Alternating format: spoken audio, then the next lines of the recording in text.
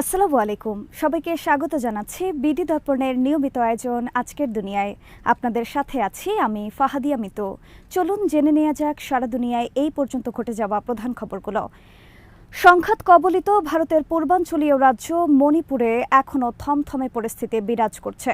রাজ্যটিতে বন্ধ রয়েছে ইন্টারনেট সেবা, বেশ কিছু এলাকায় চলছে কারফিউ। এর মধ্যে রাজ্যের গভর্নর আসামে চলে গেছেন। এছাড়া কুকি প্রধান একটি এলাকায় মর্টার হামলা হয়েছে।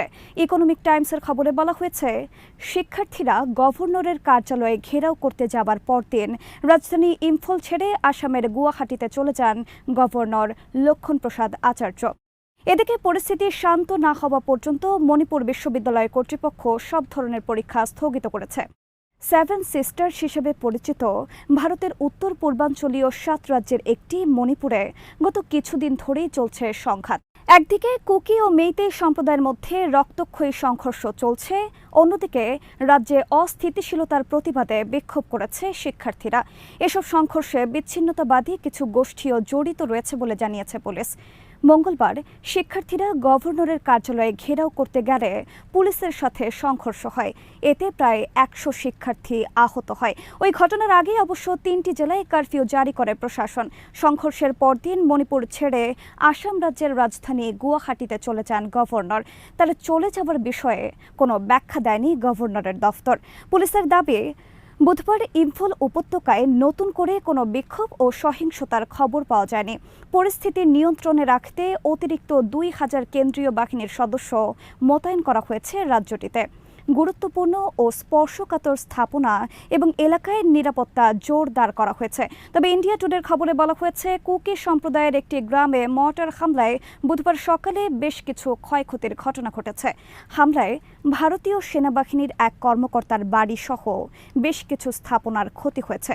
ওই কর্মকর্তা ভারতীয় সেনাবাহিনীর একজন লেফটেন্যান্ট কর্নেল।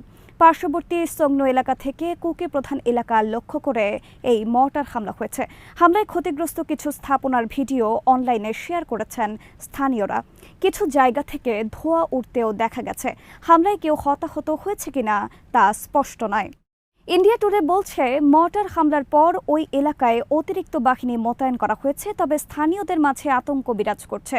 যে কোনো সময় আবার হামলা হতে পারে বলে শঙ্কায় রয়েছেন তারা।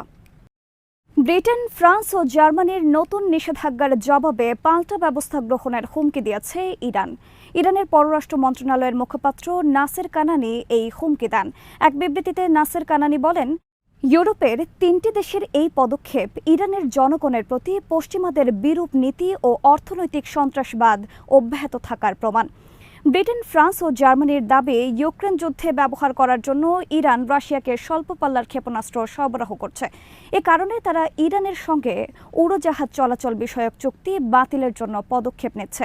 ইউরোপের এই 3 দেশ আরও জানায়, এর পাশাপাশি আমরা ইরানের ব্যালিস্টিক ক্ষেপণাস্ত্র কর্মসূচি, ব্যালিস্টিক ক্ষেপণাস্ত্র রপ্তানি ও অন্য অস্ত্র রাশিয়ার রপ্তানির সঙ্গে যুক্ত প্রতিষ্ঠান ও ব্যক্তির বিরুদ্ধেও নিষেধাজ্ঞা দেব। সম্প্রতি মার্কিন পররাষ্ট্রমন্ত্রী অ্যান্টনি ব্লিংকেন দাবি করেন, ইরান থেকে ব্যালিস্টিক ক্ষেপণাস্ত্রের চালান পৌঁছেছে রাশিয়ায়। কয়েক সপ্তাহের মধ্যে এসব ক্ষেপণাস্ত্র ইউক্রেনে ব্যবহার করা হতে পারে। ব্লিংকেনের দাবি, ইরানের ফাতাহ 360 ক্ষেপণাস্ত্র ব্যবহারের জন্য দেশটিতে রাশিয়ার সামরিক কর্মকর্তারা প্রশিক্ষণ নিয়েছেন। এসব ক্ষেপণাস্ত্র 120 কিলোমিটার দূরের লক্ষ্যবস্তুতে আঘাত করতে পারে। এসব ক্ষেপণাস্ত্র রাশিয়ার কাছে বিক্রির অভিযোগে বুধবার যুক্তরাষ্ট্র ইরানের ওপর নিষেধাজ্ঞা আরোপ করেছে বলে উল্লেখ করা হয়েছে রয়টার্সের এক প্রতিবেদনে। ওয়াশিংটনের নিষেধাজ্ঞা ইউরোপের 3 দেশের অনুরূপ, যদিও ইউক্রেন যুদ্ধে ব্যবহারের জন্য রাশিয়ায় অস্ত্র রপ্তানির কথা অস্বীকার করেছে ইরান। এ বিষয়ে ইরানের পররাষ্ট্র মন্ত্রণালয়ের মুখপাত্র বলেন, রাশিয়ার কাছে ইরানের ব্যালিস্টিক ক্ষেপণাস্ত্র বিক্রির দাবি সম্পূর্ণ ভিত্তিহীন ও মিথ্যা। এছাড়া সামাজিক যোগাযোগ মাধ্যম এক্সে এক পোস্টে রাশিয়ার কাছে ব্যালিস্টিক ক্ষেপণাস্ত্র বিক্রির কথা অস্বীকার করেছেন ইরানের পররাষ্ট্রমন্ত্রী আব্বাস আরাগচি। তিনি বলেন, ইউরোপের 3 দেশ ও যুক্তরাষ্ট্রের নতুন নিষেধাজ্ঞা ইরানের সঙ্গে পশ্চিমাদের অচলাবস্থার কোনো সমাধান বয়ে আনবে না। প্রায় মাসখানেক আগে রাশিয়ার কুরস্ক অঞ্চলে আক্রমণ শুরু করেছিল ইউক্রেন। এরপর সেই অঞ্চলটিতে ইউক্রেনের বিরুদ্ধে পাল্টা আক্রমণ শুরু করে রাশিয়া। এবার পাল্টা আক্রমণে অগ্রগতির দাবিও করেছেন এক সিনিয়র রুশ কমান্ডার। ইউক্রেনের নিয়ন্ত্রণ থেকে কিছু অঞ্চল পুনরুদ্ধার করা হয়েছে বলেও দাবি করেন তিনি। রুশ সংবাদ সংস্থা তাসের বরাত দিয়ে কাতার ভিত্তিক সংবাদ মাধ্যম আল জাজিরা এই তথ্য জানিয়েছে। রুশ সেনাবাহিনীর কমান্ডার মেজর জেনারেল আবদি আলাউদ্দিনভ তাসকে বলেন, এই অভিযানে সফলভাবে ইউক্রেনের সেনাদের দখল করা প্রায় 10টি লোকালয় থেকে সরিয়ে দেওয়া হয়েছে। আলাউদ্দিনভ রাশিয়ার চেচনিয়া প্রজাতন্ত্রের আখমাদ স্পেশাল ফোর্সের কমান্ডার, যিনি বর্তমানে কুরস্কে ইউক্রেনের বিরুদ্ধে লড়াই করছেন। অভিজ্ঞ এই সমর নেতা বলেন, পরিস্থিতি আমাদের জন্য ভালো। আলাউদ্দিনভের মতো একই ধরনের খবর দিয়েছেন রুশপন্থী বেশ কয়েকজন ব্লগার। এর আগে আগস্টের শুরুর দিকে রাশিয়ার কুরস্কের হামলা চালায় ইউক্রেনীয় সেনারা। পরে মাসের শেষ দিকে এসে দেশটি দাবি করে রাশিয়ার প্রায় 1300 বর্গ কিলোমিটার এলাকার নিয়ন্ত্রণ নিয়েছে তারা। ইউক্রেনীয় সেনাপ্রধান ওলেক্সান্ডার সিরস্কি এই দাবি করেন। ইউক্রেনের সেনাপ্রধানের দাবি, রাশিয়ার কুরস্ক অঞ্চলের প্রায় 1300 বর্গ কিলোমিটার এলাকা কিয়েভের নিয়ন্ত্রণে এসেছে। এছাড়া এই অঞ্চলের অন্তত 100 রুশ স্থাপনার দখলও নিয়েছেন তারা। তিনি জানিয়েছেন, কুরস্কে বিগত কয়েক দিনের অভিযানে তারা রাশিয়ার 594 জন সেনাকে আটক করেছেন। 2022 সালের ফেব্রুয়ারিতে ইউক্রেনে পূর্ণমাত্রার রুশ আক্রমণ শুরু হবার পর থেকে এটি রুশ ভূখণ্ডে ইউক্রেনীয় সেনাদের সবচেয়ে গভীর এবং সবচেয়ে উল্লেখযোগ্য অনুপ্রবেশ। এবার লেবানন থেকে ইসরায়েলের ওপর রকেট হামলা চালিয়েছে প্রতিরোধ আন্দোলন হামাস। সংগঠনটির লেবানিজ শাখা এই হামলা পরিচালনা করেছে। হামাসের সামরিক শাখা আল কাসাম ব্রিগেডস এক বিবৃতিতে জানিয়েছে, দক্ষিণ লেবানন থেকে ইসরায়েলি বাহিনীর 300তম ওয়েস্টার্ন ব্রিগেডের হেডকোয়ার্টার লক্ষ্য করে অন্তত 30টি মিসাইল হামলা চালানো হয়েছে। হামলার লক্ষ্য ছিল ঘাঁটির আর্টিলারি পজিশন, রক্ষণাবেক্ষণ কেন্দ্র ও সেখানে সমবেত শত্রু সেনারা। ইসলামিক জিহাদের সামরিক শাখা আল কুদস ব্রিগেডস জানিয়েছে, পশ্চিম তীরের তুল কারামে ইসরায়েলি বাহিনীর একটি D9 বুলডোজার লক্ষ্য করে উচ্চমাত্রার বোমার বিস্ফোরণ ঘটিয়েছে তাদের যোদ্ধারা। বোমাটি সরাসরি বুলডোজারকে আঘাত করেছে। নূর শামস ক্যাম্প এলাকায় আরেকটি বুলডোজার লক্ষ্য করে সোজা 2 বোমা ছুড়েছে প্রতিরোধ যোদ্ধারা। হামলার ফলে দ্বিতীয় বুলডোজারটিও ব্যবহারের অযোগ্য হয়ে পড়েছে। এছাড়া একই এলাকায় ইসরায়েলি বাহিনীর সামরিক যান লক্ষ্য করেও সোজা 2 বোমা হামলা চালানো হয়েছে। হামলায় নিশ্চিতভাবে ইসরায়েলি সেনারা হতাহত হয়েছে বলে আল কুদসের বিবৃতিতে বলা হয়েছে। সেখানে এরপর দুই পক্ষের মধ্যে বন্দুকযুদ্ধ হয়েছে। গাজা উপত্যকার সুজাইয়া এলাকার আল মানসুরা স্ট্রিটে ইহুদিবাদীদের একটি সামরিক যান ধ্বংস করেছে আল কুদসের যোদ্ধারা। আগে থেকে পুঁতে রাখা একটি ব্যারেল বোমার আঘাতে ইসরায়েলি সেনাবাহিনীর ওই গাড়িটি ধ্বংস হয়েছে। এর আরোহীদের কী পরিণতি হয়েছে তা জানা যায়নি। পশ্চিম তীরের তুবাসে অগ্রসরমান একদল দখলদার সেনার ওপর আক্রমণ চালিয়েছে যোদ্ধারা। মেশিনগান ও রাইফেলের গুলি এবং বোমা হামলা করা হয়েছে সেনাদের ওপর। এদিকে দক্ষিণ গাজার রাফা শহরে একটি ইসরায়েলি ব্ল্যাক হক হেলিকপ্টার বিধ্বস্ত হয়েছে। এতে 2 সেনা নিহত ও কয়েকজন সেনা আহত হয়েছে। কী কারণে হেলিকপ্টারটি বিধ্বস্ত হয়েছে তা জানা যায়নি। ইসরায়েলি বাহিনী বিষয়টি নিয়ে তদন্ত করার কথা জানিয়েছে। যুদ্ধকালীন আহত ও নিহত সেনাদের উদ্ধারের কাজে ব্যবহার করা হয় এই হেলিকপ্টার। প্রতিরোধ সংগঠনগুলোর পক্ষ থেকে হেলিকপ্টার বিধ্বস্তের বিষয়ে কোনো বক্তব্য পাওয়া যায়নি। তবে বিধ্বস্ত হবার পর সেখানে ইসরায়েলি বাহিনীর উদ্ধারকারী দল যেতে অনেক সময় ক্ষেপণ করার কারণে বিশ্লেষকরা সন্দিহান যে এই বিধ্বস্তের ঘটনার সাথে প্রতিরোধ যুদ্ধের কোনো সম্পর্ক থাকতে পারে।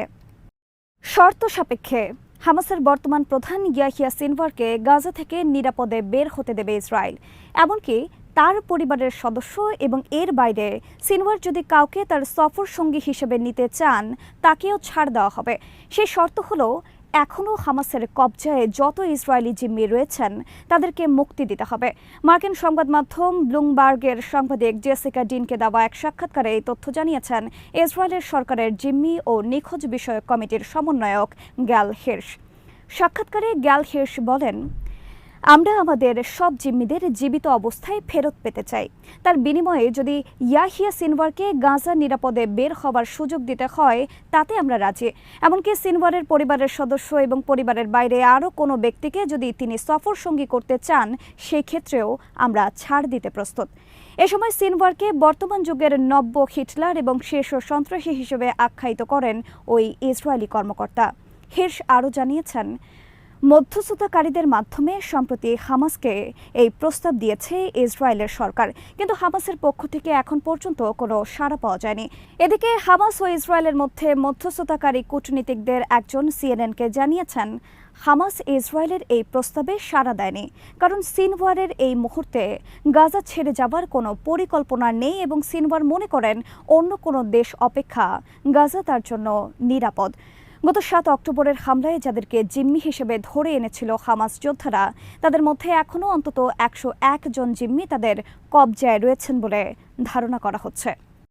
পিকনিক করতে গিয়ে হামলার শিকার হয়েছেন ভারতের 2 প্রশিক্ষণার্থী সেনা অফিসার। মারধর ও ছিনতাইয়ের পর তাদের সঙ্গে থাকা বান্ধবীকে গণধর্ষণের ঘটনা ঘটে। ভয়ঙ্কর এই ঘটনাটি ঘটেছে দেশটির মধ্যপ্রদেশের ইন্দোর জেলায়। অভিযুক্তদের মধ্যে 2 জনকে গ্রেফতার করেছে পুলিশ।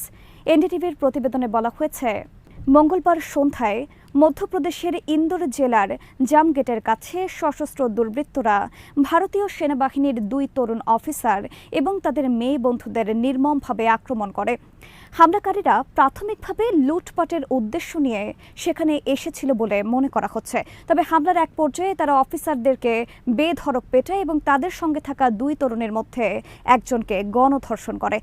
এনডিটিভি বলছে, ময়ূ আর্মি কলেজে প্রশিক্ষণরত এই সেনা অফিসাররা ঘটনার দিন বিকেলে পিকনিকে গিয়েছিলেন।